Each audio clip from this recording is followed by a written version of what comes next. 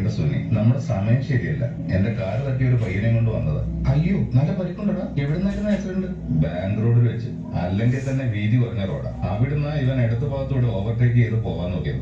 മുന്നിൽ ഒരു ലോറി വന്നപ്പോ ഞാൻ ഇടത്തോട്ടൊന്ന് ഒതുക്കിയതാ. ദേ കിടക്കുന്ന പയ്യനും ബൈക്കും റോഡിൽ. കഷ്ടം. അല്ലെങ്കിൽ അധിക ബൈക്കുകാരും ഈ പണി ചെയ്യുന്നവരാ. തെറ്റ് അവന്റെ ഭാഗത്താണെന്ന് പറഞ്ഞ് റോഡിലിട്ട് പോരാൻ പറ്റുമോ? ഞാൻ തന്നെ എടുത്ത് വണ്ടി കയറ്റി കൊണ്ടുവന്ന. കാലിന്റെ എല്ല് പൊട്ടിയിട്ടുണ്ട്. മിക്കവാറും ഇതുപോലുള്ള അപകടങ്ങളെ അശ്രദ്ധ കൊണ്ട് ക്ഷണിച്ചു വരുത്തുന്നതാണ്. ഇതിന് അശ്രദ്ധ എന്ന് പറഞ്ഞാൽ മാത്രം മതിയോ? ശുദ്ധ പോക്കൃതരെന്ന് തന്നെയാ പറയേണ്ടത്.